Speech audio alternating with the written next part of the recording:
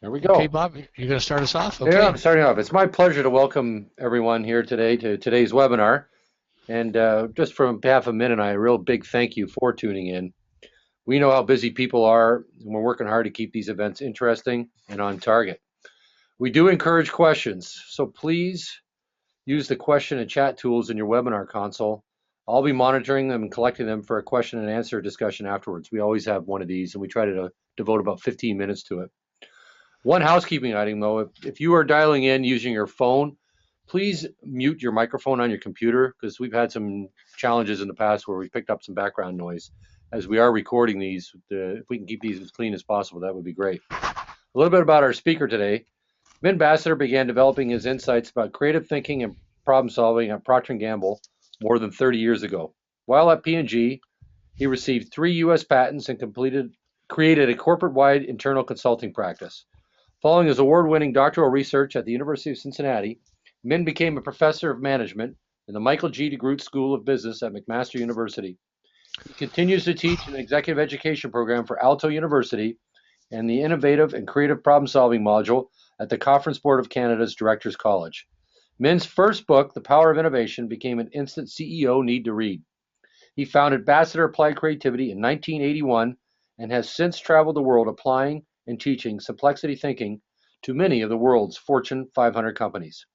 Now I'm going to turn it over to Min, where he'll share some stories and delve into the building and committing to an action plan, the beginning of the end of the innovation process, and step 6 of the complexity thinking process. Now over to you, Min. Thanks, Bob. And again, grateful to everybody tuning in. We love what we do, and we're glad that we can share it with people, and other people might like it too. So today we're talking about the end of the innovation process, or the beginning of the end.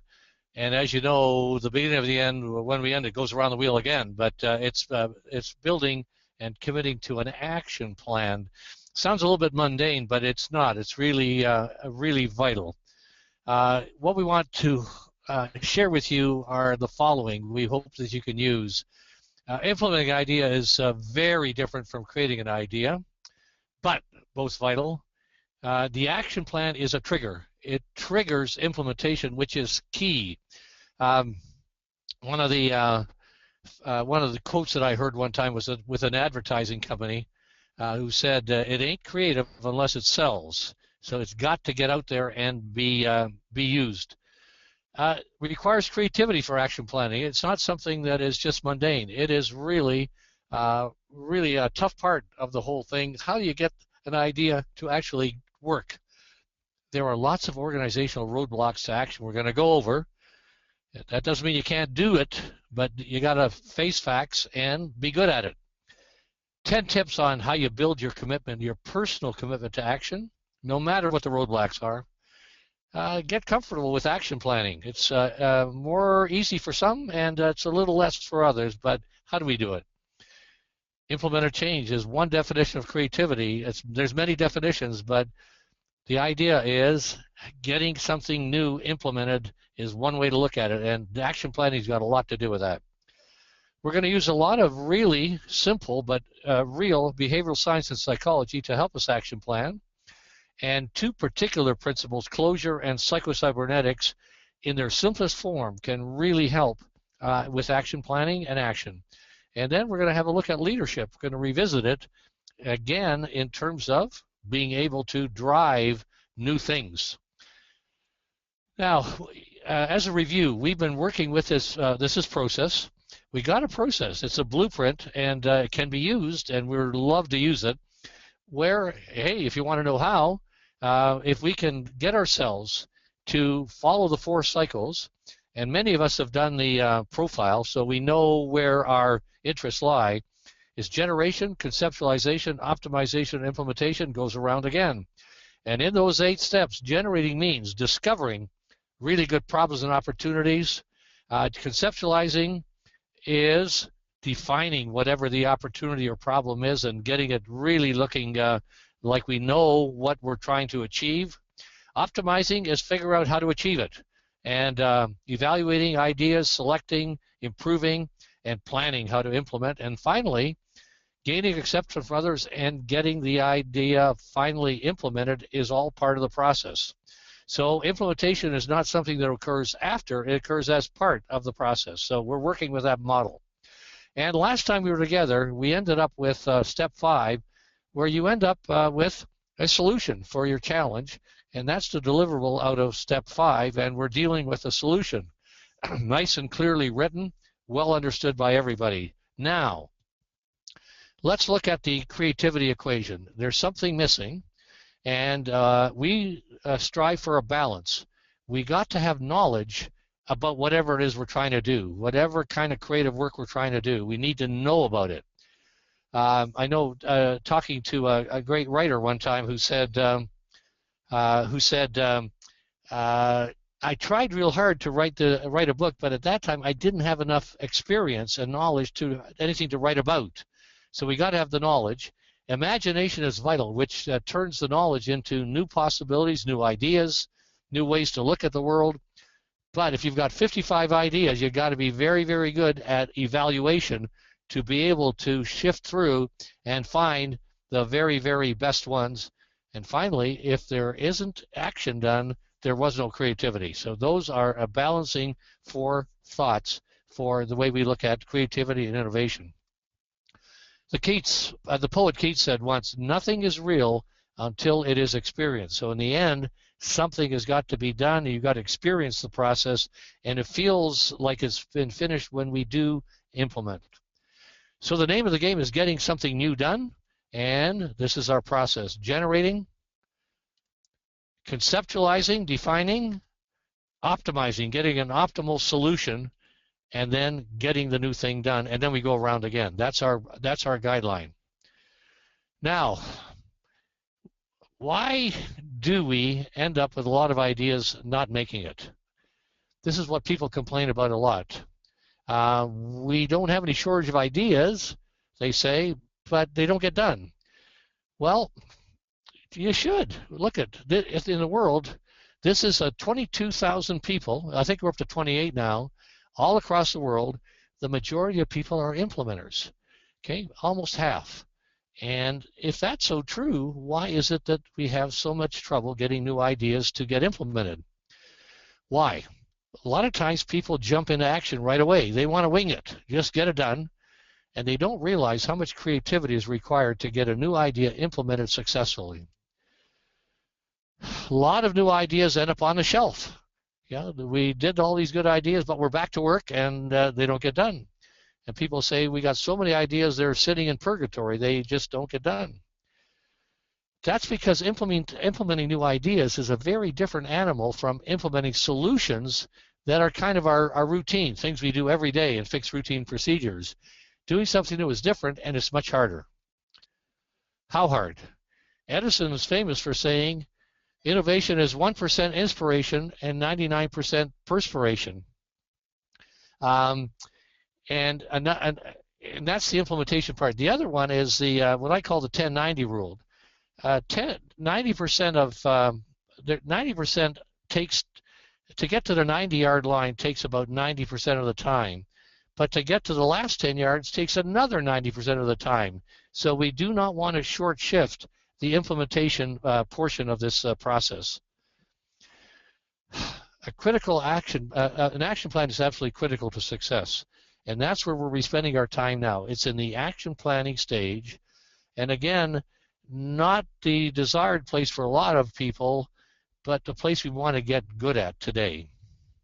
Here we are, step 6, divergent, convergent in action planning.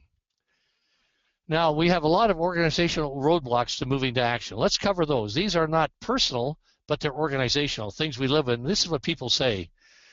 Don't have enough time to spend on being innovative. People tend to be perceived in organizations as doing your job, and being innovative is maybe not part of my job. So that's a problem. Second, what are the incentives to being innovative? People get rewarded a lot for routine good work, but there's measures for that. Are there many measures for being innovative? So if we don't see the incentives, we're probably going to back away into the day-to-day. non-meetings. These are things where people are encouraged to have meetings about innovation, but they don't tend to do them for the following reason. An example is there was a company that was trying to get innovative thinking in, and they said 1 hour a day, the production people should take 1 hour, not a day, one a week, and instead of shut the production line down and just start thinking about the future and what you might be doing. So they did, and some of the supervisors did it, others didn't. Some others deliberately said, I'm not going to shut the thing down, and I'll improve my cost improvement and cost cutting and efficiency ratings.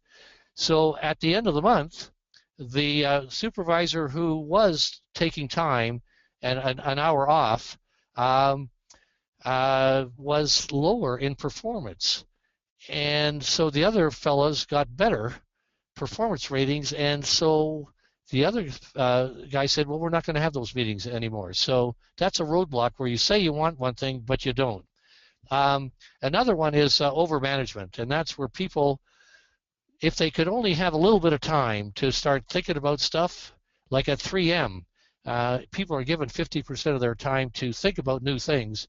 If we're overmanaged and we feel like we have to keep our noses to the grindstone, then we will spend more time kind of limited and looking good like we're doing our work, our busy work. There are a lot of times when people don't know how to communicate their ideas upward. They run into roadblocks where there are middle-of-the-road people who tend to moderate their ideas and not make them too different, or don't send them up, and they get a roadblock. They're a bottleneck. In some companies, there's not enough alignment between the up people strategically making and people down below. And in good companies, like for example in Japan, one of the companies we work with, Nippon Denso, they made a real good big habit of connecting top to bottom on what was being done. Another one is physical environment not conducive to innovation. We have a lot of people sitting in cubicles and in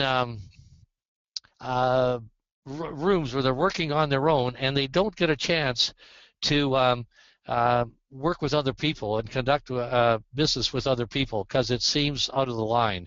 One example was the pizza dough example I ran into. There was a company that made pizza, and they were having trouble with their pizza dough cracking. And they went to their dough supplier, and the supplier said, well, we can just increase the amount of pizza dough, and that'll solve the problem. And it did, but it did cost money. Well, at a once in a while, a huge seminar, they had a lot of people together. The fellow with the problem of the pizza dough supervisor was talking to somebody who supplied oil to the company, and he mentioned the problem and the solution. And the fellow said, well, if we put a little more oil in, that might do it, much cheaper. That would have never happened, but by the accident, because people tend to stay in their own silos. So it was a much better solution, but the physical environment has got to allow people to be together more. Outside contexts are a lot of stuff could come from the outside, but many companies want to keep things inside, not share. In my early days at Procter & Gamble, the company's changed a lot, but in the old days we were discouraged from going outside because we thought we knew pretty much everything that needed to be known. Now the company has changed. The company has a Connect and Develop program where the company shares its problems around innovation and hoping that somebody out there will pick it up on the internet and come up with something. So making sure there's enough play back and forth. Outdated organizational design. After all these years, we still have silos, and we still have people working within their silo, their department, manufacturing, sales, whatever, and not enough opportunity to work together. Matrix teams have been tried, but the problem with matrix teams is often they are more faithful to their own organization, like sales or something like that, versus the other. So, and leaders tend to just delegate stuff to matrix teams rather than really lead them and be on the line for their results. A lack of technical critique by peers was cited, where people, again, are so siloed that they don't get a chance to interact with their peers and hear from them as to how they might improve stuff. They tend to work, again, in very narrow places.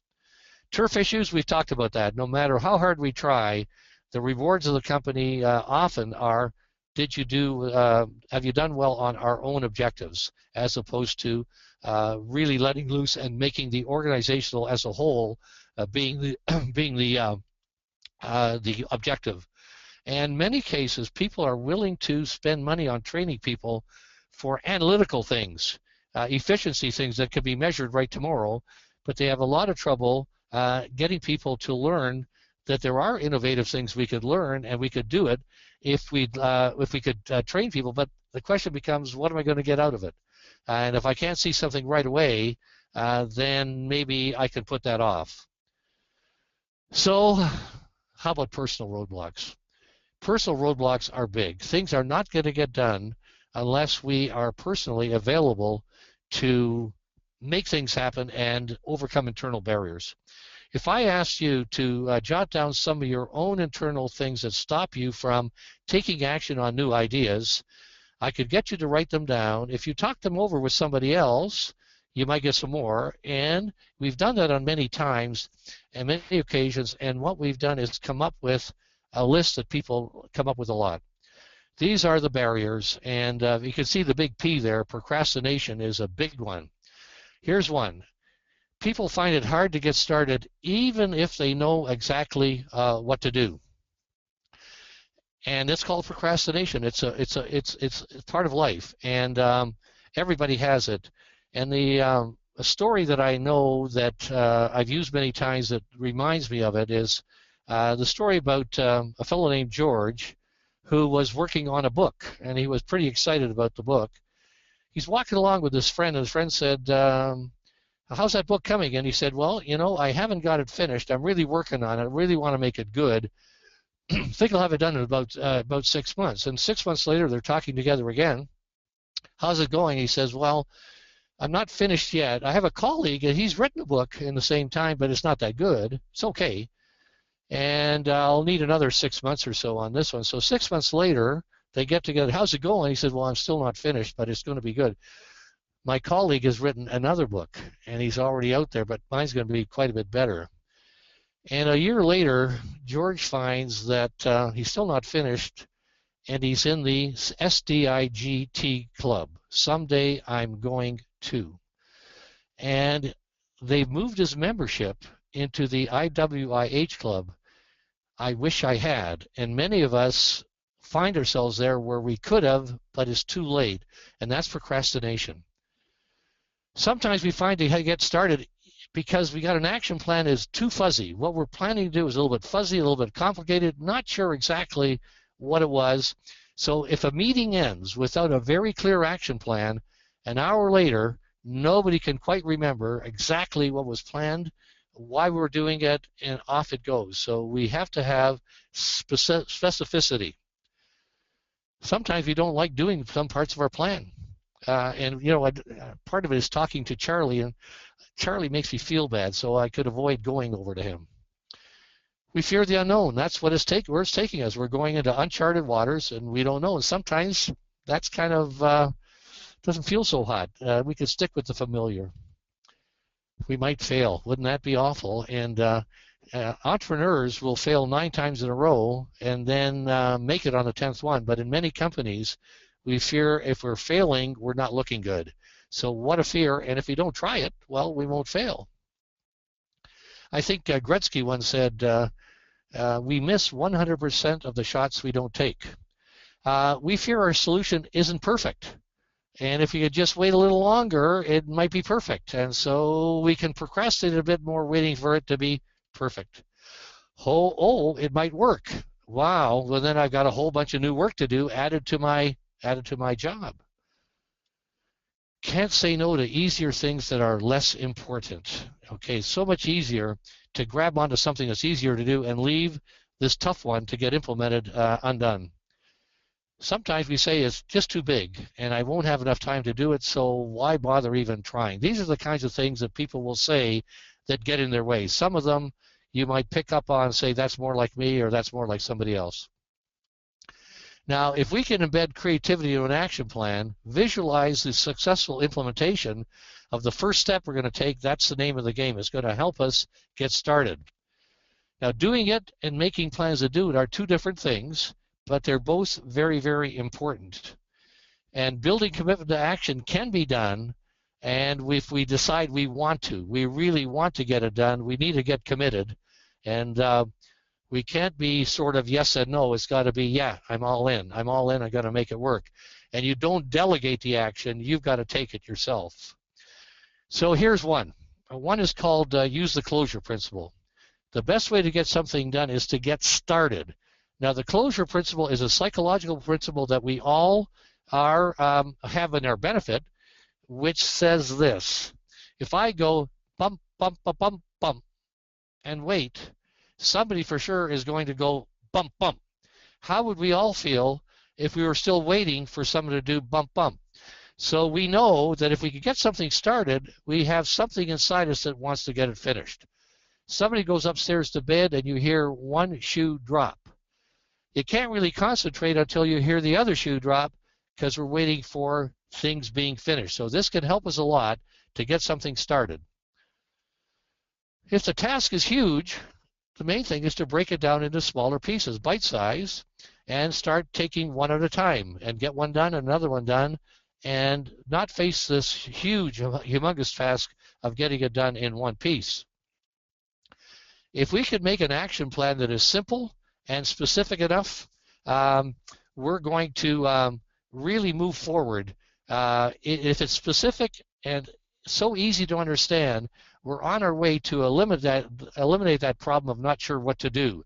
There is good scientific research that shows that, by Locke and Latham, that it's called goals and intentions. If people make their own action plan with their own names on it and with their own specific things they're going to do, there's a huge amount of motivation that occurs to get going. If we make the action plan a little bit challenging, not too easy, but realistic, that's another big thing. So you don't want to be in a meeting where we're putting out really impractical plans that people are signing up for because it sounds good. You got to be really, really realistic. We could do it, we can do it, and there's a stretch that makes us want to do it, be motivated to do it. If there's some parts of the plan you don't like, it's the broccoli first principle. Do it, get it done first, and get it going, and get it behind you, but don't let it be that big a barrier.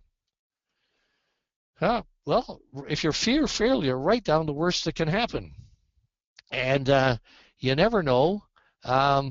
It might not be as bad if you look at it and you say, you know, if I could wipe that one out, that would be good. I can get going. And sometimes if you have it running around your mind, it can cause you a lot of trouble. But if you write it down, it can look a lot better. Better still, share the plan with others if you fear failure. They might help you figure out ways to make it work. And they might have ideas. They might even help you. Now, if you feel if you fear it's not perfect, your solution, ask yourself, if I wait, how much better will a later solution be? And that's another story about another fellow named, let's call him George again. George is a perfectionist, and there's a final exam coming up. It's a 4-hour exam. There were 8 questions, and George says, I'm going to get this really done well. So he takes an hour, and he gets the first question done perfect. He takes another hour and gets the second one done, the third one, and the fourth one. He's got 4 perfect questions, and time is up. And the teacher said, well, let's hand him in. And he goes up and he says, Professor, I only got 4 done. I didn't have enough time. And the professor says, George, you had all the time there was. You had all the time there was. So sometimes we've got to see the bigger picture and not worry so much of being perfect. One of the best sayings I've heard is Osborne's saying, which is, a fair idea put to use is better than a perfect idea left on the polishing wheel. So put it to use, get going with it. Here's a big one. Learn how to post-prioritize, not prioritize, but post-prioritize. Learn to say no. Robert Townsend wrote a book. He was the fellow who took, as president, took number 2, Avis, from nothing to number 2. And he wrote a book about things he'd learned. He said he had in front of him a sign, always, he was looking at it. It said, is what I'm doing now or about to do going to get us closer to our objectives? And he learned to turn down all kinds of activities, lunches he could go to because they did not meet that criteria. So it was basically learning how to say no to stuff that is not that important. Another famous story is the Ivy Lee story. Ivy Lee was a famous consultant, efficiency consultant, many years ago, who was called in by the head of a huge steel company called Charles Schwab. And Schwab complained that he really wasn't getting much done, and he thought he should do a better job of moving the company forward. So he called in Ivy Lee, and Ivy said, listen, take 10 minutes, and I want you to write down the 10 most important things you think you have to do to move the company forward. And he waited while Schwab wrote them down. And he said, okay, Mr. Schwab, would you please pick one of those, any one of those, and put a circle around it? Okay. Now he said, that took about 5 minutes, and he said, Mr. Schwab, here's what I'm going to ask you to do. I want you to do nothing more than that one you picked until you get it done, no matter how many days it takes you. I want you to get it done, and then when you're finished, I want you to take the second one and do nothing but just get that one done, do nothing else, nothing else. Okay, he said, now I'm going to leave. It was 15 minutes later. I'm going to leave, and I hope that you'll follow what I just said. Okay, 1 month later, Schwab sent Ivy Lee a check for $25,000 saying, you spent 25 minutes with me. You taught me the most important lesson I ever learned, and your time was worth $1,000 a minute to me. Okay, the ability to keep other stuff out of the way and get that one done, get that one done, get that one done. Set deadlines for yourself. In writing, if possible. If we write it, that's good because we're learning by doing. You've got a target to go after. It's visible.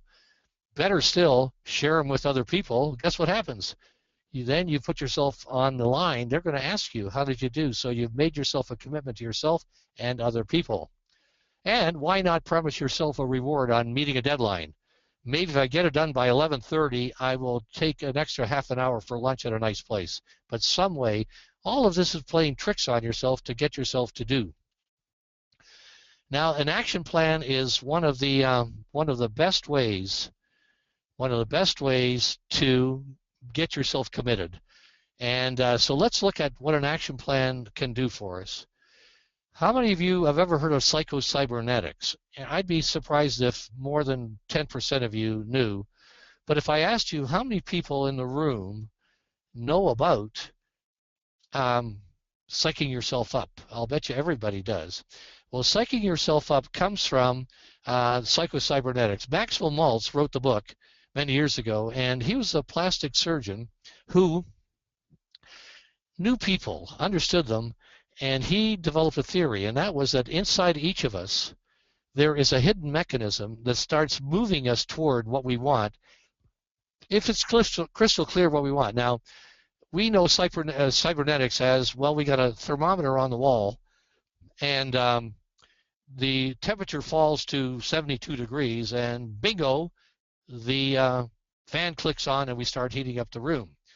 And now that's the cybernetics part. Psycho means there's something in the brain that clicks on that makes us move.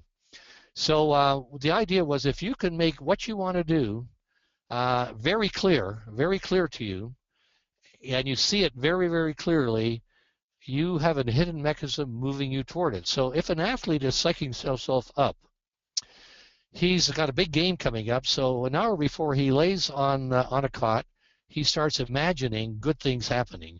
He's a pass receiver, so he sees himself running down the field. He sees the ball coming in toward him. The laces are there spinning. The defender is right beside him. He feels the ball run into his hands. He gets tackled, and the referee is saying first down. If he does that, he's increased the chances that that will work out that way for him when the time comes. On the other hand, if he says, uh-oh, I think we're going to get killed today, and he says, I could see it now. I'm on the 50-yard line. The ball hits me in the chest, falls on the ground, and the crowd goes, boo. He is now programming himself for that to happen. So this theory has been supported in research. And one research design they did was they took a bunch of basketball players in summer school, divided them into 3, and they had one team practice foul shots for an hour a day. The other team sat on the bench and visioned being good at foul shots for an hour a day, and the other team did nothing. And when the test came up, the team that practiced were 25% better, and the team that visionized was 24% better than the regular group, almost as good. So it really did work in that particular situation. Okay, so the idea is to clearly see what we want. Now, when we're making an action plan, there's 3 steps to it. One is we make an impact analysis. We know the solution we want to get done, and we write down who's going to be affected by this positively, negatively. Write their names down. See what's happening and who's going to be involved and affected by the solution. The second of all is it's called a movie in the mind. And in the movie in the mind, what we do is we pretend we're sitting in a movie theater and we're the only ones in the theater. And the movie is about us. It's about us implementing this idea that we've got. And we watch the movie, and there we are, and we are doing things that are actually successful implementing this this idea. We're surrounded by people. We're surrounded by the place. What do we see? What do we see? Who's there? Who isn't there? And as quickly as possible, we say, okay, stop, write down everything we saw. Who was there? What was happening? What were they doing? And we start jotting all those things down, and then we start looking at those things and we start making an action plan.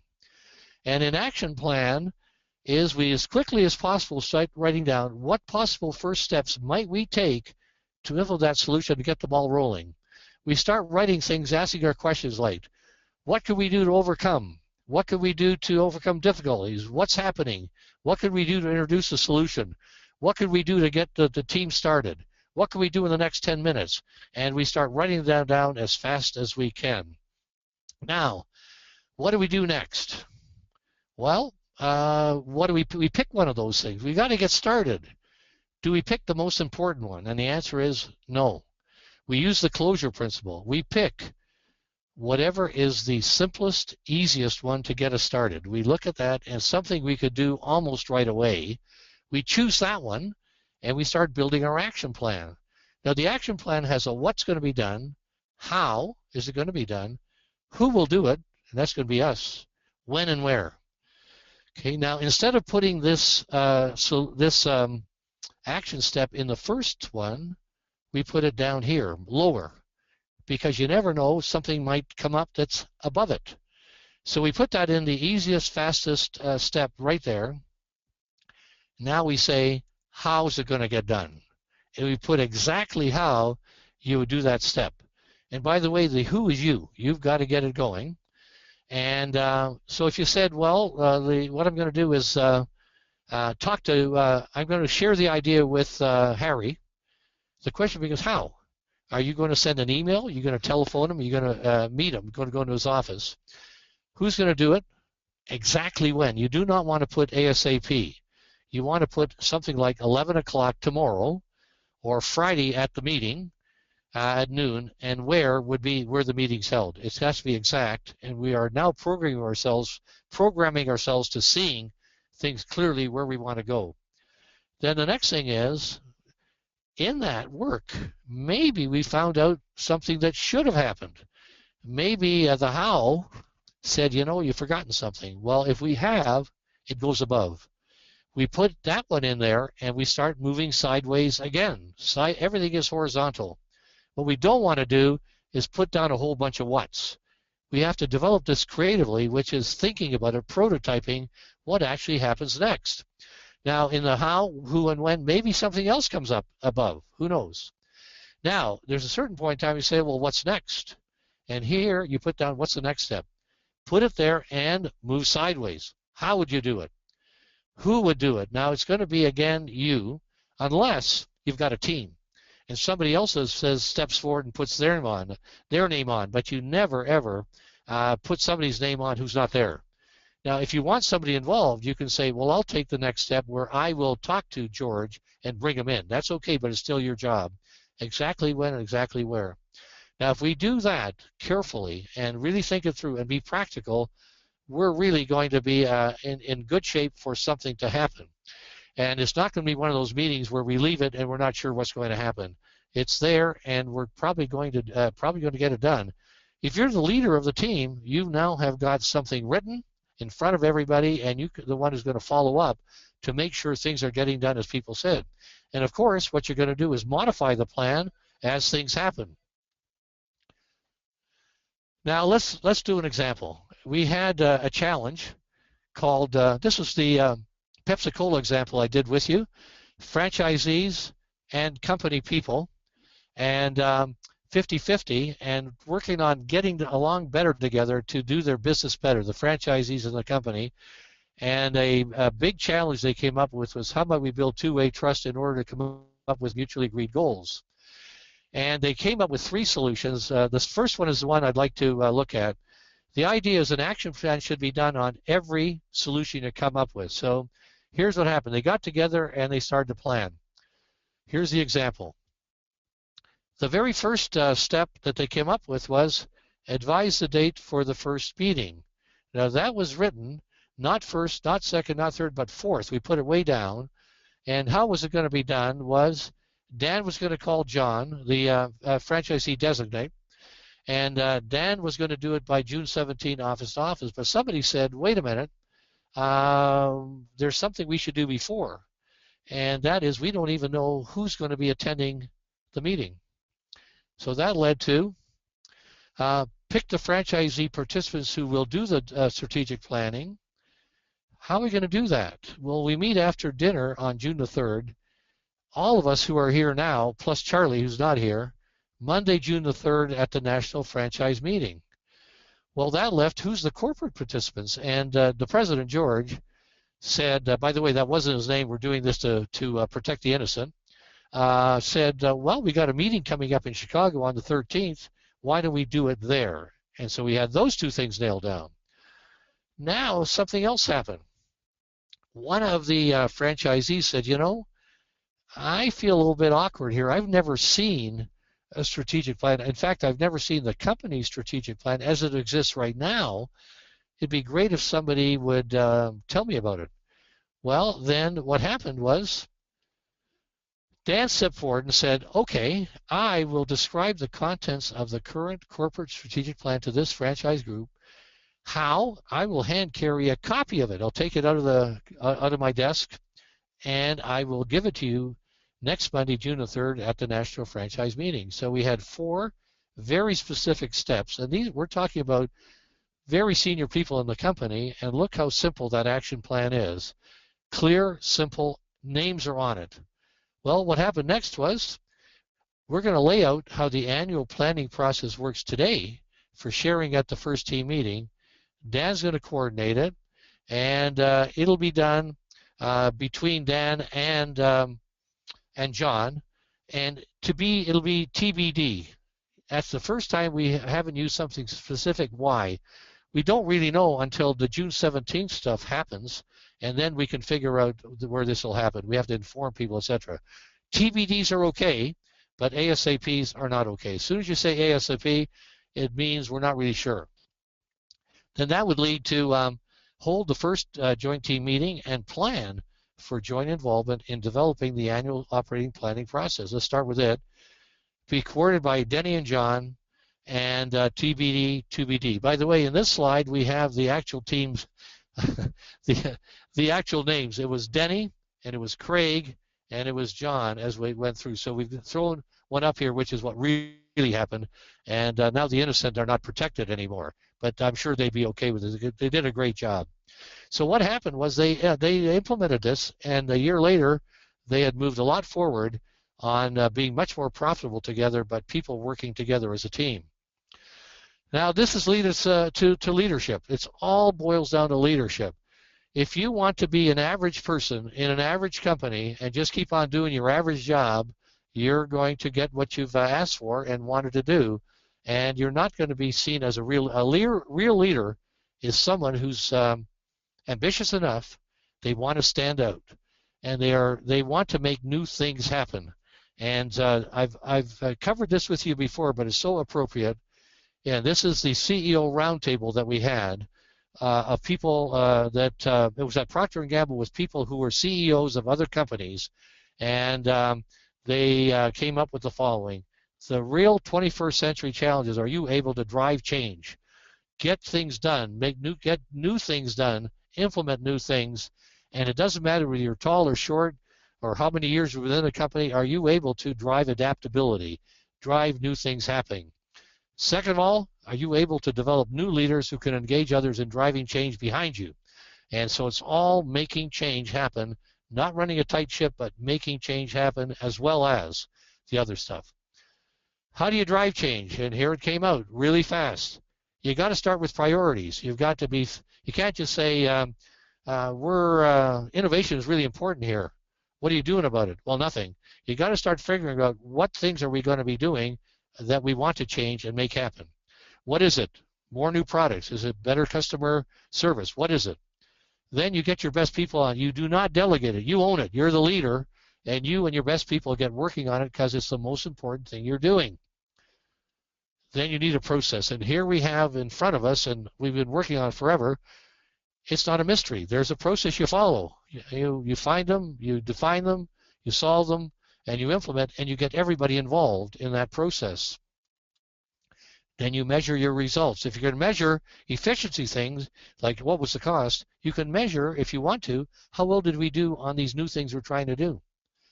Got to be consequences. If you got people who think this will pass, no, it isn't going to pass. We're on a new timeline here, acceleration of things that are happening. You've got to do something to move them out and not block change. They told me in Japan that one of the tricks they use is they will make him a vice president of some little island in the Pacific so he doesn't lose face, but he does not get in the way. Teach each other how to do it best. It's hard, and in each organization, implementation is going to be different, but you can work your creativity to how do we action plan here? How do we get people on board here? Teach each other, and finally, it doesn't happen overnight. You got to stick with it. So a leader is going to be sticking with changes and not saying no for an answer. Can't say, well, a lot of people are against it. No, I'm going to work harder. And implementation requires a lot of creativity. Famous example was in Japan. I asked a couple of really good companies who were using quality circles, which have disappeared in North America, because it didn't work. They said, how long did it take to implement and keep permanent quality circles? 6 years. Over here, 1987, tried it for a month or two, didn't work. I guess it's those Japanese people. Tough stuff takes time to implement and make permanent. So, Bob, I'm going to leave it for you right now. I'm flipping over the next slide. I hope there's some questions, and I hope we got through on time, but I'd like to leave it to you now. It was great timing, right on target. Thanks, man. It was a great webinar. I just want to, before I get into our next steps, we got a lot of emails over the last 45 minutes, people having some struggles getting into the webinar. We had some technology challenges, I think. I just want to reassure everybody, and if you know somebody who maybe tried to get online or tried to tune in and couldn't, we will be sending out a link. We record all our webinars, and everyone who registered will be getting a link to tune in later, and we also will be sending a PDF of the slides that we use today. So getting into next steps, we'd love to hear from you. Happy to chat. We've had a number of people phone us over the course of our webinar series. There's our number. 905-690-4903. If you're interested in attending a workshop, we have 2 scheduled. One's as soon as next week. We still have some spots. The next one after that is June 8th to 10th. Both are here in Burlington. I've included the links there, so there you can click on those if you want to learn more. These links are the first, or these workshops are level 1 and 2, and what they do is they are geared to get you started in the certification process to become a facilitator. Our next webinar is scheduled June 16th. We got a real busy May, and this one's called Action Plan Implementation, Overcoming the Bottlenecks. We're going to explain what we mean by bottlenecks, so look out for your invitation, and hopefully you can set that date aside in June. Any other questions or inquiries, email us, bob@basseter.com or min@basseter.com. We'd love to hear from you. And again, for a lot of you, especially you folks from long distance ways, Europe and even Australia, it's the easiest way to get a hold of us. And now I'm going to open it up to some questions. And I got one question here that came. Where do you find teams struggle the most with action planning? Okay. One would be leadership.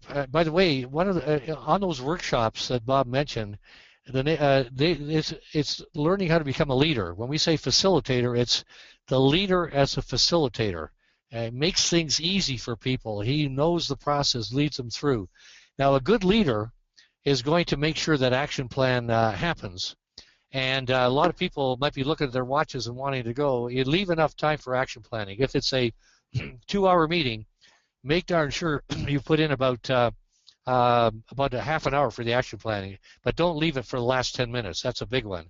Number 2, get names down and make sure the people in the room are people who are, their necks are on the line. They want to get something done, and get the names up and involve them. You involve them and say, okay, what might be done? What might be done? How will you do this? Stay with the course, going sideways, not going up and down. And another problem with action planning is that's the first time you're getting people to commit. So if people are really thinking about, I'm going to put something down, but I really know my heart belongs to the other department that I'm in, you've got to really test people for practicality and really work on, are we working on this? Are you really committed to what you're saying, doing? Don't put something down because you feel you should. And let's make sure that it's real, what you're putting down. Get the calendar out right in front of you. Everybody's calendar comes out. Okay, what is the next step? We got that down? Okay, when are we going to do it? Get the when down. Everybody writes it out. Everybody can do it? Well, you can't wait till everybody says, yeah, I can do it. You don't have to, the saying is, we don't all have to be there. If we can get 9 out of 10 or 8 out of 10, let's write it down and get moving. What happens next? When is the next one going to be? And those team meetings get nailed down right now, not left up in the air. They're down. Everybody knows it. The more you can do that, the better it's going to be. So one of the matrix teams things as well is the leadership has to be there. We can't just do matrix teams over and over again, and a year later we're still meeting and meeting and meeting. The leader has to be saying, was it done? Is it done? What can I do to get you guys going faster?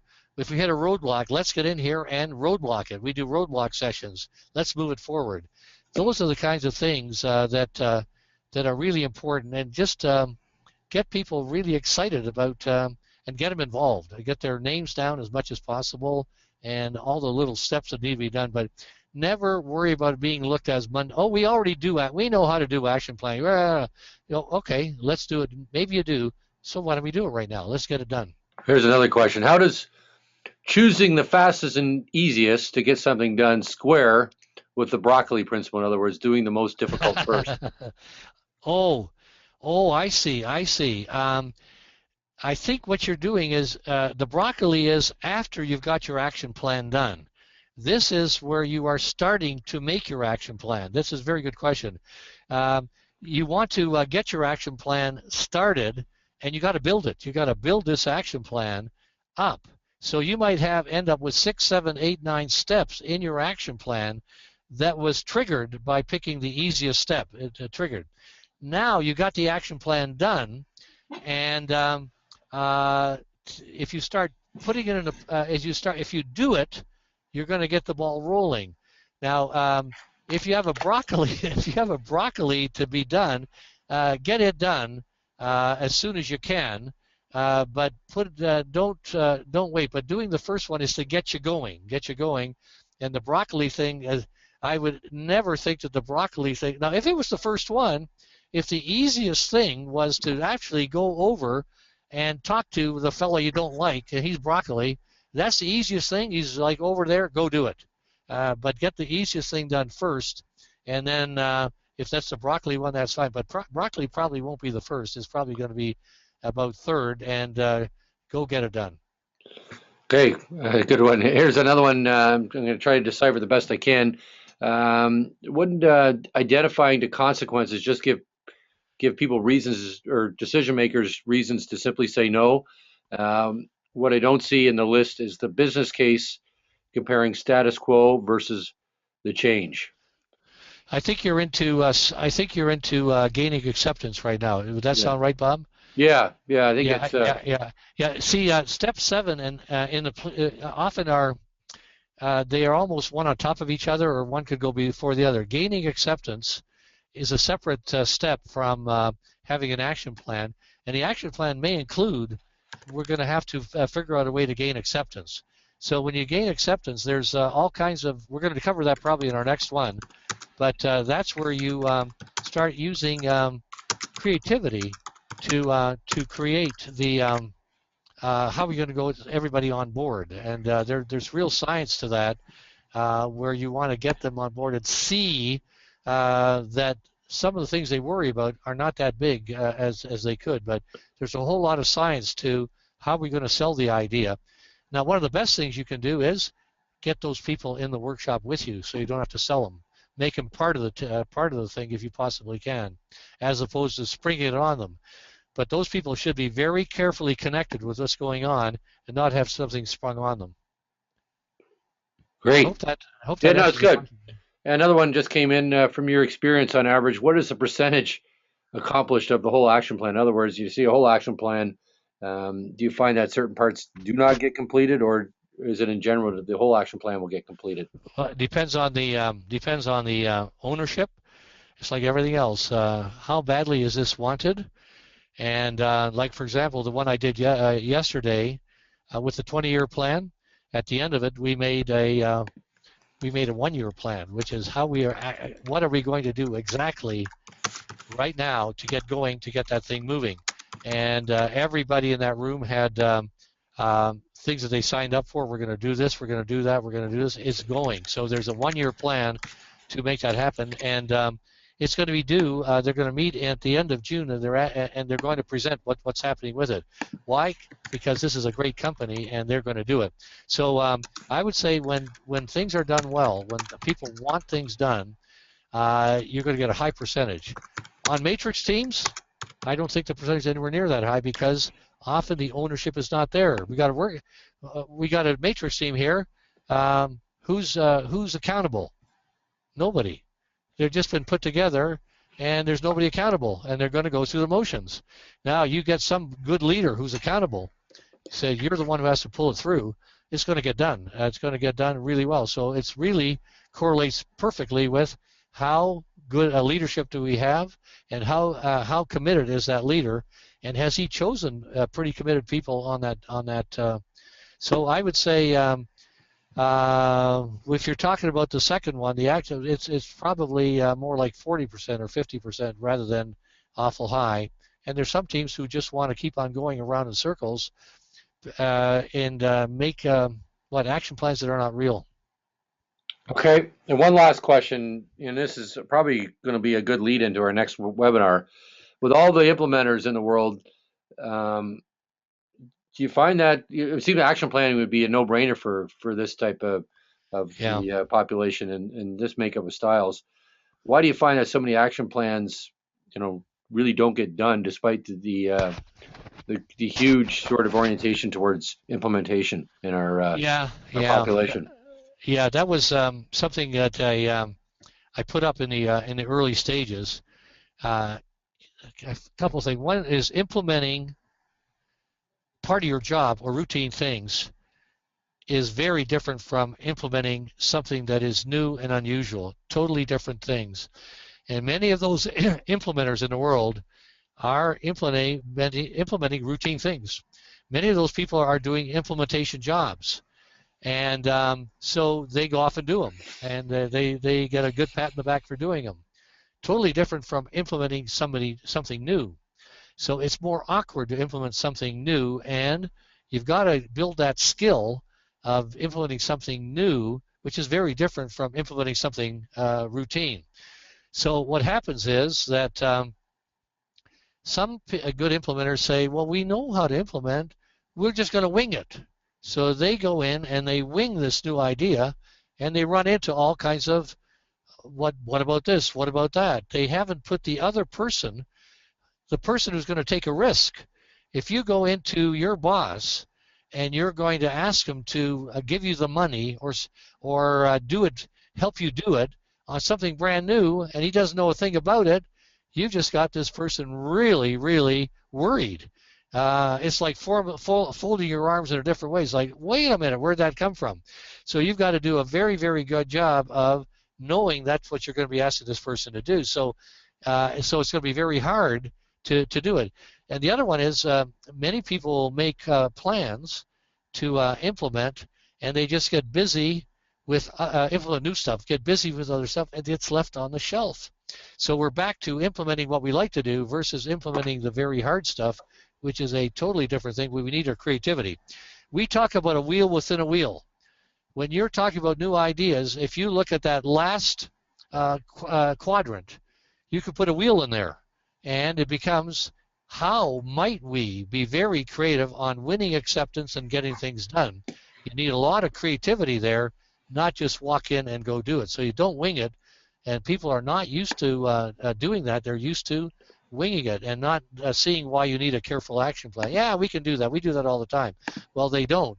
They think they do, but they don't implement new things. I don't know Okay, if that answers the question. that's good. That's good. That leads us nicely into the next webinar. So anyway, that's it for now, folks. So really appreciate everybody tuning in. Min and I are going to tune off right now, and again, keep June 16th open in your calendars and be ready for an email from me in the next couple of weeks. And we look forward to you tuning in. And until then, have a great spring, and we'll talk soon. Thanks again. Yeah,